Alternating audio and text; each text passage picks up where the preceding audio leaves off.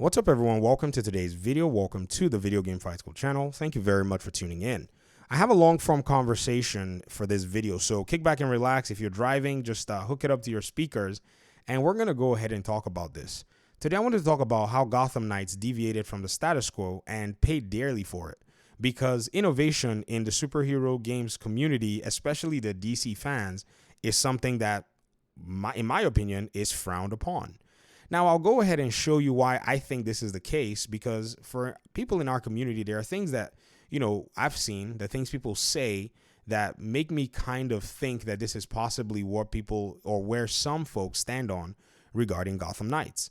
So one of my longtime, contributor on this channel and subscribers said that they didn't think we were going to be getting DLC because they thought Gotham Knights was a failure. And they thought, pretty much the $28 price tag right now on PSN is indicative of Warner Brothers moving on, and the reason DC fans don't give the game credit is because they think it's a terrible game. I disagree on all these fronts, obviously, but I'm going to share my own thoughts and my opinions. And, my audience member here and subscriber said they don't think that this is the kind of game fans want. I think you're correct, and let's keep going. They say fans want strong narrative-driven games, and a perfect example is Square going from Gotham Knights from the Gotham Knight failure and Avengers. Gotham Knights and Avengers are not the same kind of game. I think we need to not make this categorization to an absolute banger in Guardians, but it didn't guarantee anything. Guardians still failed. It was on sale the very next month. I took a job at GameStop out of curiosity, and Guardians was already $29 even before we got to the holiday season, and it stayed at that sale price until it went to GameStop for $5 million. And even its studios, they basically got sold out. So it didn't guarantee the success, and it was a different game. It wasn't like your Arkham games, which I'm sure you're probably pointing to when you say strong narrative-driven games, action adventure. They don't really want anything, different. Now, I think I agree with this statement for the most part to an extent, because when we look through the superhero genre of games in the DC side, we're going to realize that the status quo has been to just make these action adventure games and continue to pump them out in multiple numbers. I went with the Batman video games and PlayStation 2 just to iterate this. And just for you guys to be able to see that most of the games are action adventure games. If we go on the Spider-Man side, we're going to see something similar, or the Marvel side. And so, yes, maybe for the most part, majority of superheroes just don't want anything different than the classic beat 'em up.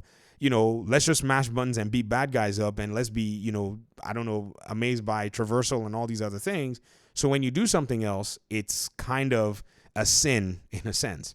But I think this is a closed-minded approach, because some DC fans have shown that they are open-minded in some areas. Examples were the way the game Injustice 2 and Injustice 1 were well received.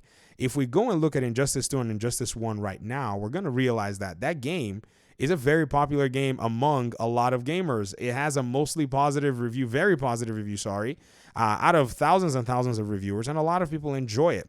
Now, in the nuance in terms of fighting games, yes, I can see how this is actually a thing. Maybe some people don't like some elements, and some people think some, story beats are off and all. But, for the most part, DC fans are, somewhat open-minded when it comes to this in terms of different video games. And Gotham Knights received that level as well. Right now, if you look at Gotham Knights on the Steam page, it is at a 69% acceptability. The new players that have been coming in and they've been sharing their opinions as well. So now we're looking at a 69% of 9,000 users.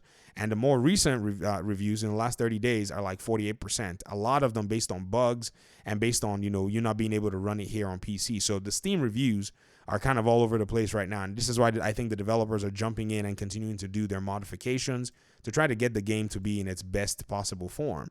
Now, if we continue with this approach where, we always need the status quo, I've been reading comments. They should have just made another Arkham game. This is a failure. The price point is this, that. How is it possible that we're ever going to get anything other than your good old, formulaic Arkham 1, Arkham 2, Arkham 3, Arkham 4 video games that we've already gotten in the past few years? Do you want to play another Arkham game? Maybe you do.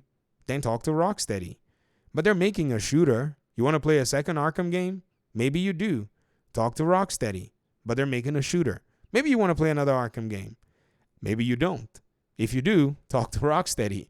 But what it is they're making a shooter game. Perhaps you want to play another Arkham game. You see what I'm doing. You see the point that I'm making.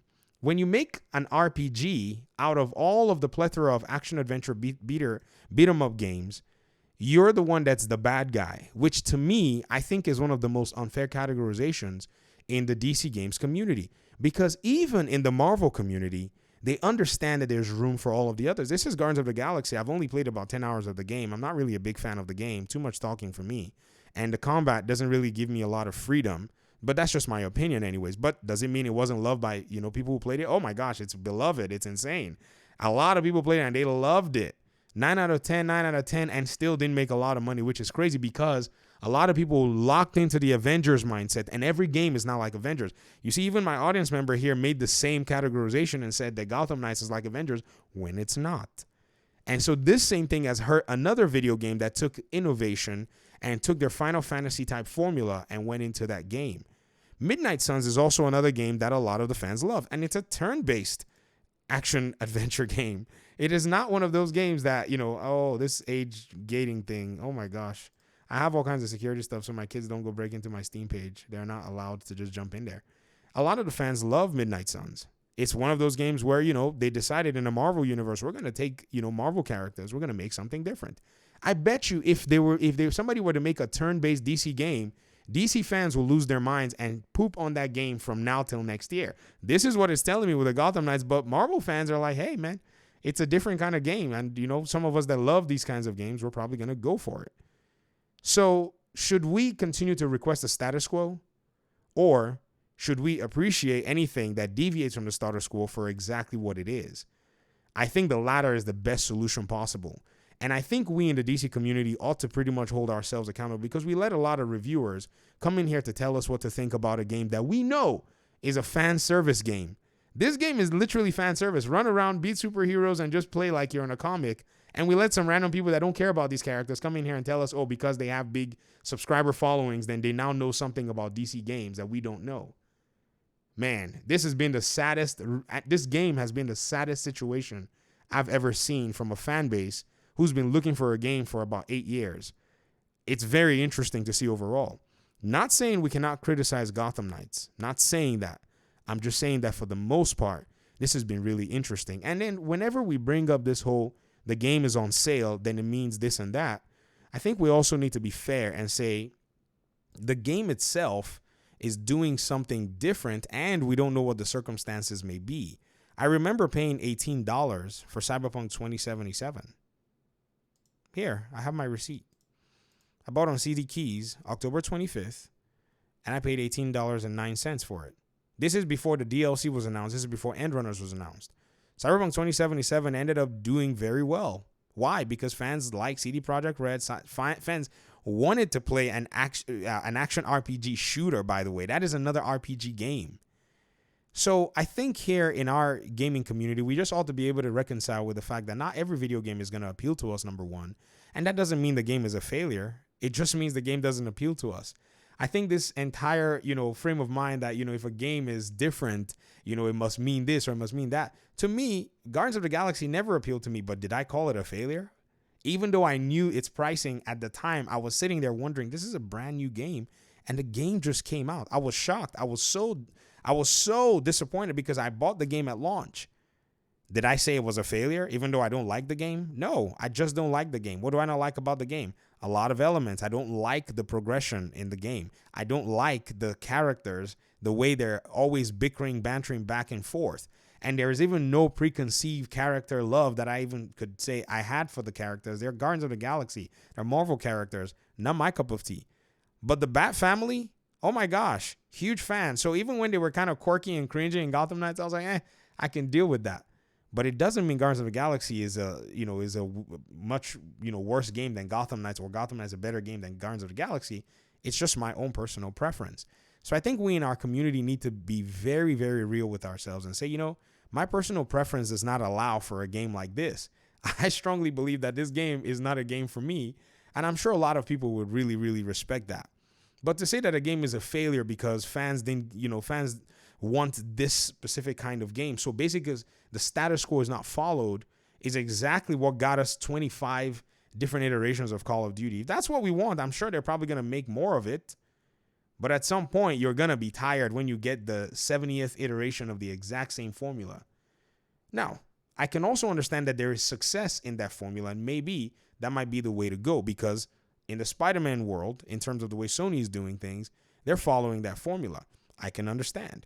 But we also have possibilities in regard to Warner Brothers. So fortunately, they have the DC titles, and I think they want to pretty much broaden their library. And that's where Wonder Woman as a game is going to come in.